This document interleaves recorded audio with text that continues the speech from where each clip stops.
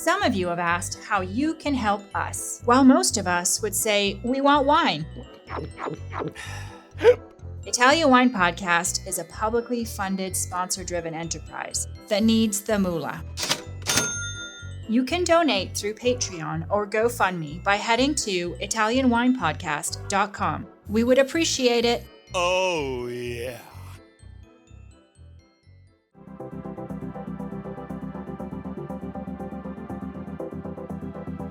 Thanks for tuning in to Get U.S. Market Ready with Italian Wine People on the Italian Wine Podcast.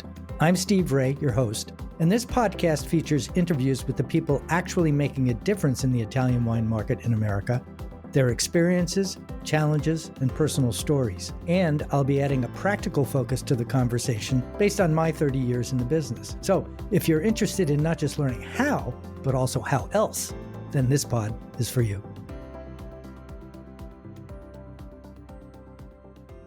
Hello, I'm Steve Raye, and welcome to this week's edition of Get U.S. Market Ready with Italian Wine People. My guest today is Alice Wong, who is the founder and principal of Vinetude Asia.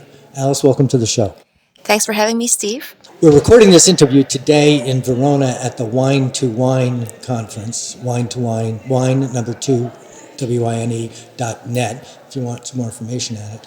And Alice, are you going to be speaking at this event? Yes, I did actually yesterday. Oh, you did? Yes. So I missed it. I apologize. It was a long day. Tell me what you talked about.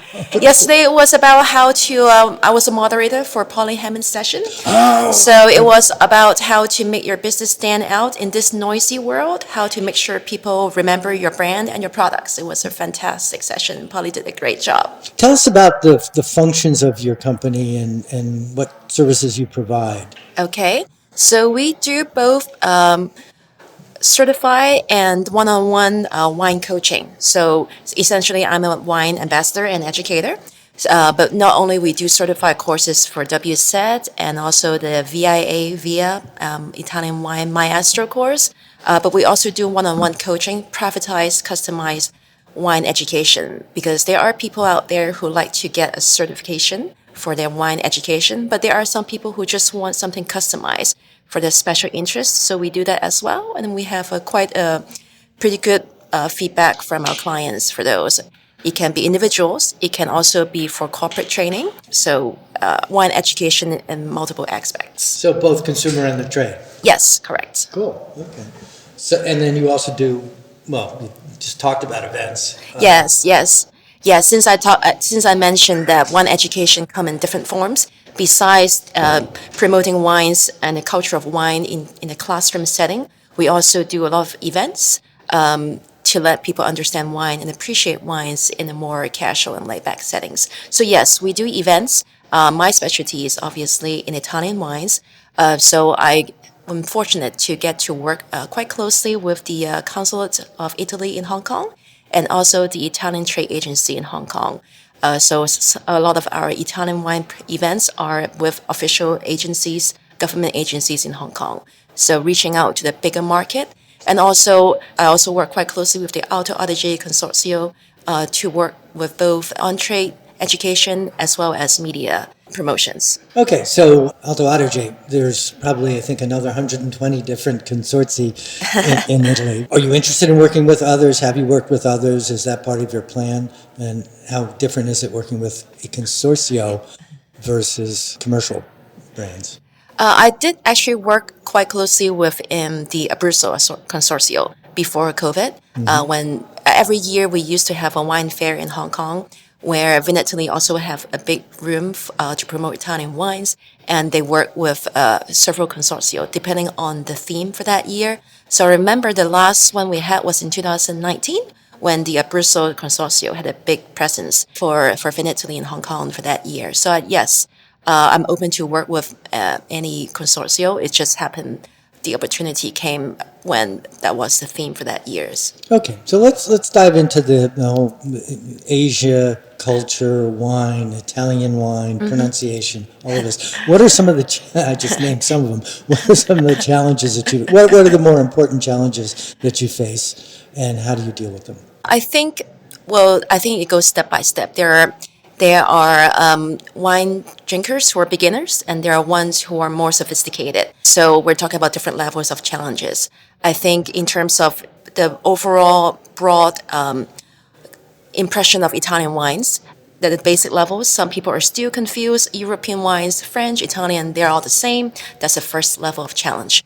When they do get past that, well, maybe not so much French and Italian, but Spanish and Italian. That can be a little bit tricky. And then when it goes to the bit deeper level, I think people do start to understand basic Italian wines, the bigger regions such as Chianti, Brunello, Barolo, but then they stop there. So for us, it's a lot of work to try to help wine lovers explore other regions of Italy. But then that's when the challenge comes because geographically, there are 20 regions of Italy. So the first thing is a lot of people don't understand where the wines are from, the north, the south, the central, especially, I guess, wines from the south. It can become quite complicated because they don't understand the geography. That's the first part. They mostly know about Tuscany because of Florence, or they know about the north because Milan. So these are big cities. But when you go past the south, besides Rome, they might have heard of Sicily. But that's about it. So there are really other great wines in the south from Sardinia, from Campania. But then they got kind of lost. Where exactly are they from? And then, so the geography is the first thing that makes it complicated to help people understand Italian wines. And the second, like you said, is the pronunciation, because the name of the wines are too long. When the consumers go to the restaurants and they see the wine list, they may think it's the name of the wine, but it's actually pointing at Rosso. It just means red wine. So some people are intimidated when they see a really, really long name on the wine list, and they tend to not, they would just skip it. So that they won't get embarrassed. So that's the second challenge, is really the pronunciation. They see a really long Italian name, they don't know what it is, and it's just intimidating for them. So the Italian wines that are sold, and let's talk about Hong Kong specifically, do they have, are they translated, or is it the same labels that you see in the same the rest of the labels, countries? yes, because Hong Kong is quite bilingual. It's just that we're looking at Italians. So those are not English, so that's the different thing. Okay, one of my beliefs is for American consumers, what they want to know is, what does the wine taste like in words that I understand? And number two, will it go with what I'm making for dinner tonight? Because 80% of the wine purchased in the U.S. is consumed within 24 hours of purchase. How do people in China consume wine? It's not kind of this historic cultural food and wine partnership or pairing. That's an interesting point. I think there are two ways to look at it. In terms of wine, we don't, in Asia, for the most part, we don't really have a culture of growing grapes, making wines. So it's a foreign culture for us. So, and obviously these days, they do make wines now in China and in Japan, but that's still a new thing. We don't grow up drinking wines or have a wine culture. It is something that's quite new to most of us. So it depends. Some people drink wine looking for a foreign experience, a culture experience. So they do think about, oh, tonight I'm going to make pasta, so let me get an Italian wine. Or pizza, I'll get Italian wines. Versus if they are going to make mac and cheese tonight, I consider that American food, they will get American wines. So for them, instead of basic home cooking or making Chinese food, let me get some Italian wines to fit in my Chinese cooking. For the most part, a lot of people do tend to fit in a full experience, Italian food with Italian wine, French food with French wine. Usually that's the first thing that kicked in. For more sophisticated drinkers, obviously, they can mix and match different ways. But that also apply a little bit to my experience when I work with some Italian wineries and also consortia. When they ask us to promote their products, we would like you to make an event to show how our wine, Italian wines, pair with local food. Some people like it, some people don't. That's my impression. Because some people, like I said, they want a full, complete experience of foreign products. So if I'm promoting wines from Piemonte for Barolo, let me go to a Piemonte full meal with white truffles and Barolo or Barbera. Giving them Barolo to go with Chinese food, that's not the first thing they think about. I'm only familiar with Chinese food that we get in America, and that does not fit. Yeah. My go-to for Chinese food is Gewürztraminer and beer. That's kind of Yeah. And the second thing is for a lot of wineries that I work with, oh, this wine can pair with spicy food. And in Asia, in China, you all eat spicy food, so it's gonna work really well. The answer is no, I actually don't eat spicy food. And depending on the type of spiciness that you talk about, and also different parts of China, there are many different kinds of Chinese cuisine from the north to the south. They vary a great deal. So spicy food is certainly, we can't stereotype Chinese So food. tie that back to the palate and their appreciation or what it takes to appreciate wine. I mean, it's a journey, right? Yeah. And it's an education, and like in America, a lot of it starts with sweet wine, and then they adapt to drier wines and more tannic wines and those kinds of things. Where is you can't, the Hong Kong palate isn't a thing. I get that. But where does, those things, the acidity, the tannins and all that fit into? Yeah, if I can simplify palates, some people prefer a lighter palate, some people prefer a stronger palate. Probably not as strong as the American palate. That would be, I think that's one of the biggest information I took from a lot of my friends. American wines in general has a really heavy palate, really concentrated flavors. Sometimes it can be overwhelming, especially for more delicate Asian food. So whether we're talking about Japanese food like sushi, or we talk about Southern Chinese food, which is in general a little bit more delicate, most people are looking for either white wines or lighter reds to go with their food, especially Southern Chinese, for example, Cantonese food, whether it is Hong Kong or Shenzhen or Southern China. A lot of the way of cooking is by steaming with very, very little sauce applied to it. So heavy reds can be quite overwhelming for those dishes. Compared to, you mentioned spicy food earlier. If you talk about Southeast Asian cuisine, they are not always spicy in the sense that it burns you, but there are different types of Indian spice. Hot, Yeah, not the hot kind of spicy, but there are different kind of spice like saffrons. So those can be quite interesting to go with Italian wines in general, just because of the kind of red wines that we have. Between the spectrum of light and heavy, there is different category with the aroma and also the herbalness and balsamic notes of the Italian wines can go quite well with those cuisine. One of the things I've read is the color red is very significant in Asia in general. Yes. Associated with good fortune and Yes. right. And does this apply to wines? And is there a disproportionate sales of red wines versus white wines? Not in the context of red as in fortune, but I do have to say I kind of find it quite annoying that many men don't drink white wines and sparkling wines. They think men have to drink red wines. I don't know if I've seen to come across this type of men in Asia more than in the US. Maybe that's overall applied to many different cultures, but especially a lot more in Asia, that they think, especially sparkling wines, is for ladies. White wines too, men drink red wine. So has Prosecco popular there? Is champagne or other sparklers? Yes, for festive occasions and also for free flow brunches. Yes.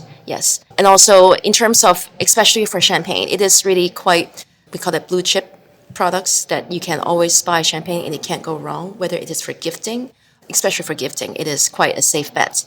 So those are always safe products to buy. Okay, so let's turn our attention to white wines. What are the white wines that seem to be welcomed, appreciated, purchased?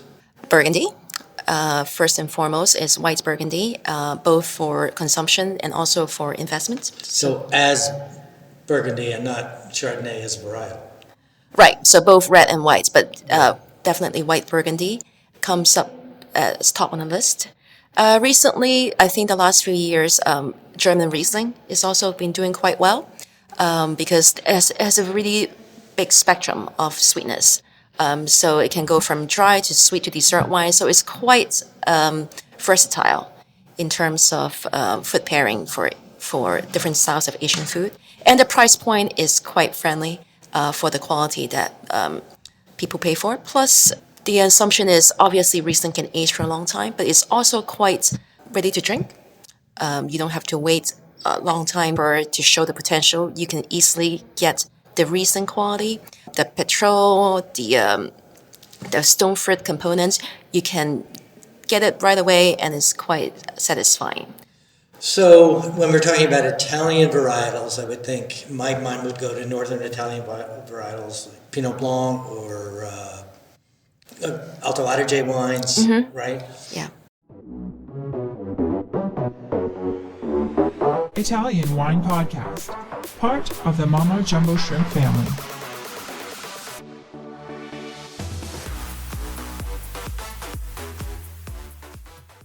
For Italian white wines we're talking about, Yes. Pinot Grigio is always a safe bet, but there's always a lot of misunderstanding about Pinot Grigio because there are impressions about, in WSET, in the textbook exam, they will always say high quality white wines is Burgundy and yada, yada, yada. Simple white wines, for example, Italian Pinot Grigio. That's pretty much WSET standard answer. So unfortunately, Italian Pinot Grigio was given by WSET in a way that is labeled as a simple drinking wine, which in that case, I really appreciate the Pinot Grigio from the north, especially from Alto Adige, because they make really, really outstanding wines. But it would take a while for that label of simple Italian Pinot Grigio, that name to go away. On the other hand, Sicily, the wines from Sicily is becoming really, really popular. I think we talked about before the well-known Italian wine regions, Tuscany and Piemonte, but those regions are more known for red wines. And Sicily is really the up-and-coming, although it's been up-and-coming for a long time already, but it's really the hot and hip region these days as the third Italian wine region that's becoming well-known. In which varietals? Both the red and the white. No, but I mean of the whites, which? Etna Bianco, so Caricante. Primarily, okay. Yes. So white wines from Etna. And Caderato is that white? Yes. Okay, so I'm starting to hear a lot more about that. Yeah. Is that what you're referring to too? Is that? Yes, that can. Must be unfamiliar in the U.S., but it may be something that would appeal. Yeah, but I would say most people, when they look for Etna Bianco, Etna Rosso, they don't look for the name of the grape varieties because it can be blended. And also the name, again, is a little bit difficult to pronounce. Etna is easy to pronounce. It's four letters. Nerello Muscalesi. Yeah. Nerello Cappuccino is a bit too long to pronounce, so most people probably don't realize they are drinking Nerello Muscalesi, but when they see the label Etna Rosso. Okay. So yes, but the name Etna Bianco certainly stands out as easy to pronounce, easy to order. You can't go wrong. Yeah, I mean, those are kind of really important things. I think the easy to order, your point. So I'd be remiss if I didn't raise this one question about Chinese. It's not wine culture; it's spirit culture. But the role of baijiu. Am I pronouncing it right? Baijiu. Yes, baijiu. Baijiu. Yeah. It's always been like this big gift thing. It's like grappa. It's a challenging spirit to learn to love. Yes. Is that changing? Is the younger generations still doing that with the drinking and gifting and toasting? Drinking, yes. Gifting, that has, I think, slowed down quite a bit in the last few years. But on the other hand, as investment value has gone up, I went to a baijiu seminar a couple of months ago, and they talk about the investment value of baijiu has been now going up in the top 5 to top 10 categories worldwide. Yeah, which is, well, what a lot of people might not know is baijiu is, I think, the largest selling spirit in the world. We think of vodka and scotch and all that kind of. Baijiu exceeds that by orders of magnitude. Yeah. I guess because of the population of. Yes, and also they actually do have very, very strict production regulations. A lot of people didn't realize that, but similar to Italian like DOCG's production protocols, baijiu also have very strict regional sense to it. You can only produce this kind of baijiu in this area under this kind of method. Otherwise, you cannot call it this kind of baijiu. There are about 7 main kinds of baijiu. Right, like sauce flavor. Yes. But what I was really trying to find out is culturally the role of baijiu as both as gifts, collectibles, and toasts have traditionally been a big part of business. entertaining and all that kind of stuff. Yes. Is wine cutting into that? Is that something that wine has to challenge, or can wine live alongside that? Well, wine is considered, for the most part, a foreign product, unless we talk about now Chinese-produced wine itself. Then there is definitely a national patriotic movement for people in China to embrace wines produced in their own country. So there are a little bit more competition, not just because of competition between baijiu and wine, but also Chinese-produced wine versus foreign wines. But yes, I think in terms of the younger generation, wine is definitely a product that is appealing to that generation. It shows that it's a show of taste and sophistication, that they understand a foreign cultural product, and it's at this point it stays again within most likely the old world. So people do tend to buy more French and Italian wines. There was a point when Australian wines were popular, but unfortunately not in the last few. It was came up, I think. yes. So that became tricky. Chile has made some big inroads in China. Yes. Too. Is that true? That too, and also there are a lot of collaborations between producers from South America and also from French producers in China, which definitely help. Not just because of the intention for collaboration as a welcoming sign, but also practically it helps with the logistic of the distribution when there is such a collaboration. So a lot of what we're talking about here is comparing and contrasting, and one of the things that seems to be the case, red and white, you were using the word feminine and masculine. Mm-hmm. There's a big difference, as I understand, in the way women consume wine and the types of wine they consume, and men. Can you elaborate on that? Yes, I think in a lot of ways, we were talking about men would prefer to drink red wine in general in Asia, and sparkling wines are left for ladies. But on the other hand, I see a big increase in terms of sophisticated female drinkers in Asia. Thanks to WSET and a lot of wine education that's going on, people understand wines a lot more now. Especially, they try to understand wines through studying wines. And it turns out that there are a lot of female wine drinkers that are very serious about what they're doing. And I don't have a real statistic comparing the number of percentage of female versus male students. But I'm sure you know in Hong Kong there are 4 Master of Wines and they're all female. And how many are there in Italy? 1, in my understanding, right? Yes. Yeah. So that's quite not a female. So that's a quite interesting thing. Yeah. What does that mean? I think not just because we're geeks, but we're also, I guess we're naturally more in a way focused on understanding wines, as opposed to sometimes wine can be a social product. So that tells something in terms of the buyers who buy these wines. Like I said, men only buy red wines, but female on the other hand are more open to explore different grape varietals and also regions and styles. So I'm sure there are people who think about 0-calorie wines or low-fat wines. That didn't seem to be the focus in Hong Kong as much as in people, because in Hong Kong wine has 0 tax, so it's quite an appealing product for them to explore. So they're willing to pay a little bit extra to try something different.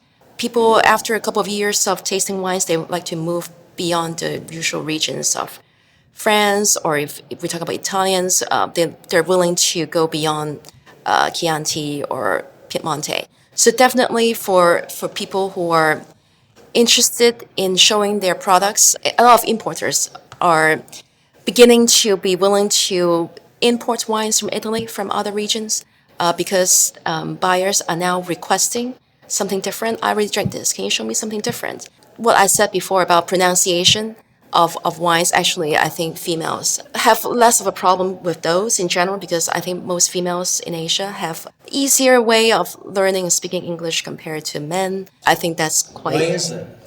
I think if you look at even for kids, comparing ever since in early childhood, for people from the age of 3 onwards, for little kids, female, or I should say at that age, it's really girls are really usually more mature and outspoken and not afraid for pronunciation at an early age, versus boys are usually a bit they don't want to be intimidated and embarrassed by bad pronunciation. And I think, and it carry on even for adolescents and for college graduates. Most females have less problem with pronunciations in a foreign language compared to men. So overall, for female buyers, they're more open and they're willing to spend the money on different kind of products compared to always buying Bordeaux, Burgundy, or that sort of brand name regions. So one of the other issues, we're coming to the end of the broadcast here, but I do want to ask this one, is fraud in wine, fake labels and that kind of a thing. Is that a significant issue, and does that impact you on the trade side of the business? So, I mean, how? Not so much. I think cork wine is more an issue. Really? Yes. If we're talking about in buying wines for at a certain price point, we talk about obviously fine wines would be the issue. If we talk about fake wines, I don't think people would pay that much attention to wines under, let's say, $100, whether they're fake or not. But once you go about a certain price point, yes, that would be a concern. But more so, whether people are buying from the secondary market or directly from the retailers, it's really corked wines that seems to. So when you say corked wines, faulty wines, yeah. Okay, so faulty wines, corked, like Brett or something yes, like yes. that. Okay, interesting. So what is the receptivity to screw top wines? I like screw top because I have a. You can keep wines fresher. Yes. Longer in the refrigerator. And all No, that. I think in Asia most people are quite open-minded to screw tops. I think they understand the rationale behind it. I think people may just still question if they know that it's a wine from Australia, from the New World. They Right, I was understand. going to say that most of those are Stelvin or screw top. Yeah. The stigma is no longer there, certainly in the U.S., but that was I could see cork being really important, certainly for the celebratory or gifting and all that kind of stuff. Is that true? Yeah. But I also don't see there's a big issue with importers, for example. Somebody is getting wines through screw tops. No, not at all. Good. That's good to know. That's progress. Anyway, I don't know if it's progress in China. Certainly progress here in America. We're not here in America. I want to bring this to a close. I like to end my interviews by asking, what's the big takeaway? We've touched on a whole lot of subjects here, but recognize that most of the listeners are in the trade. So is there something that we talked about that they could take away and put to use immediately, and maybe even if they're not doing business in China, but in terms of understanding it? I would say do not stereotype the market. We in general, I think it's easy to generalize a market so that it's easier for a lot of practical reasons. But try to really listen to different market needs. There are up and coming wine regions that people are really looking forward to. So if you, as a producer or as an export manager, if you're confident with your product and you know there's something that you can sell, there are actually a lot of people now, because they're more educated, they are ready to look for the next big thing. So as long as you're confident with your product that they have their something unique to it, be confident and sell it. You don't have to fit your product into the environment too much, thinking that this is what people look for.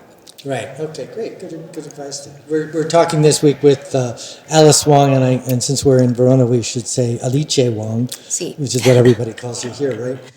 If people wanted to reach you, how would they contact you? I'm on my Instagram account is BEBEFAT PT.